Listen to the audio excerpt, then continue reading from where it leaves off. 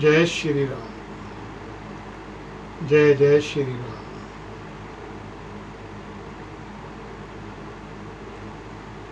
रामचरितमानस गोस्वामी तुलसीदास जी महाराज द्वारा रचित के अयोध्या कांड से आज का पाठ आपके सामने प्रस्तुत कर रहा हूँ। भरत आई आगे भई लीने, अवसर सरिस सुवासन दीने। तात भरत कहते रहुति, राव तुम्हें ही विदित रघुवीर स्वभाव। भरत जी ने आकर उन्हें आगे होकर लिया और समय अनुकूल अच्छे आसन दिए। तिरहु राज जनक जी कहने लगे कि हे तात भरत, तुमको श्री राम जी का स्वभाव मालूम है। श्री राम जी सत्यव्रती और धर्मपरायण हैं, सबका शील और स्नेह रखने वाले हैं, इसलिए वे संकोचवश संकट सह रहे हैं। अब तुम जो आज्ञा दो वह उनसे कही जाए।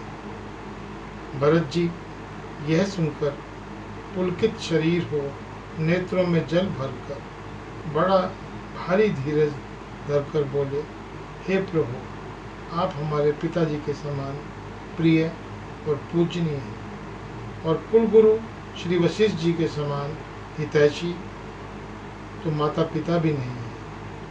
विश्वामित्र जी आदि मुनियों और मंत्रियों का समाज है और आज के दिन ज्ञान के समुद्र आप भी उपस्थित हैं।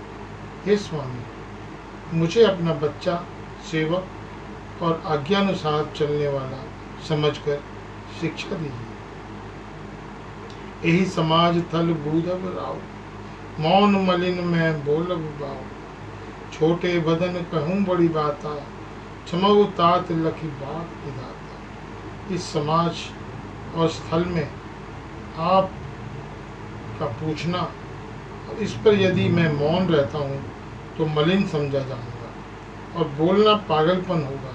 तथापि मैं छोटे मुंह बड़ी बात कहता हूँ। हे तात, विधाता को प्रतिकूल जानकर क्षमा कीजिएगा। वेद शास्त्र और पुराणों में प्रसिद्ध है और जगत जानता है कि सेवा धर्म बड़ा कठिन है। स्वामी धर्म में और स्वार्थ में विरोध है। वैर अंधा होता है और प्रेम को ज्ञान नहीं रहता।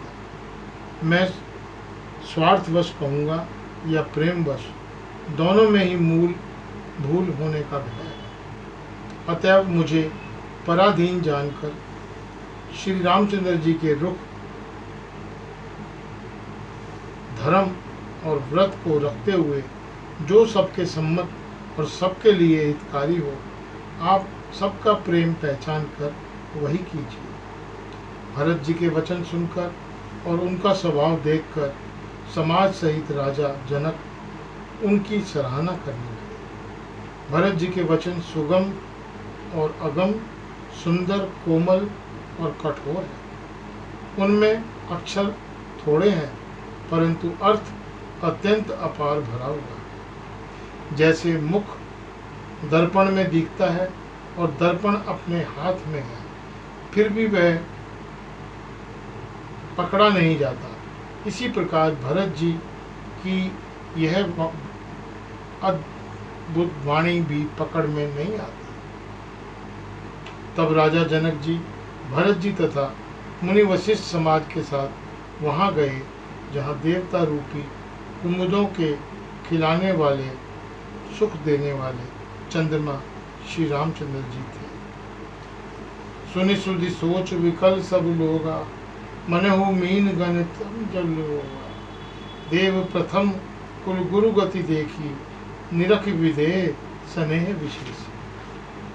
यह समाचार सुनकर सब लोग सोच में व्याकुल हो गए, जैसे नए जल के संयोग से मछलियां व्याकुल होती हैं। देवताओं ने पहले कुलगुरु वशिष्ठ जी की दशा देखी, फिर विदेह जी के विशेष स्नेह को देखा। जय श्री राम। आज के लिए केवल इतना, शेष कल